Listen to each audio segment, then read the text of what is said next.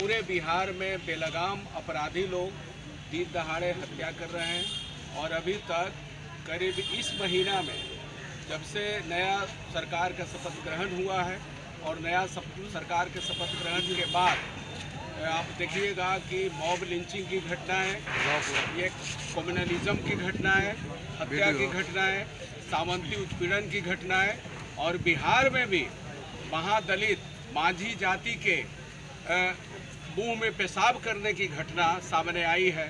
सामंती उत्पीड़न जिस तरह से बढ़ा है, हम समझते हैं कि इन सामंती ताकतों को संरक्षण देने वाली भाजपा जो है और भाजपा को पूर्ण रूप से संरक्षण जो मिल रहा है, नीतीश कुमार पंगु बन गए हैं। इसलिए एनडीए सरकार में सुशासन और विकास के नारे के साथ एनडीए सरकार आई थी।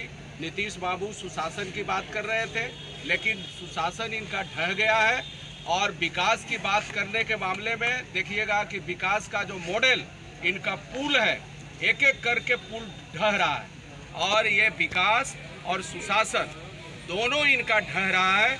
ये अपराधी बेलगाम हो गया है। अरवल जिला में भी आपने देखा कि कई तरह के हत्याएं हुई।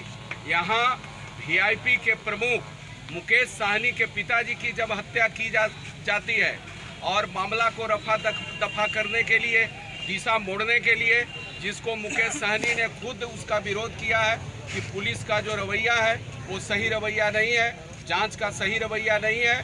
जो असली जो गुनहगार है, असली जो कल्प्रिट है, उस असली कल्प्रिट को पकड़ना होगा।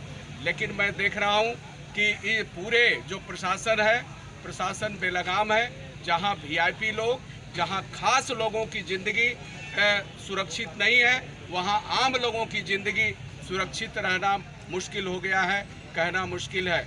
इसलिए ऐसी सरकार जो पंगु सरकार हो गई है, ये लाचार सरकार है। लाचार सरकार को तुरंत इस्तीफा दे देना चाहिए, गद्दी छोड़ना चाहिए। और हम लोग इंडिया गठबंधन के लोग यही डिमांड कर रहे हैं कि ये सरकार जो अपराधियों को, सामंती ताकतों को हर तरह से जो संरक्षण दे रही है, ये संरक्षण देना बंद करे।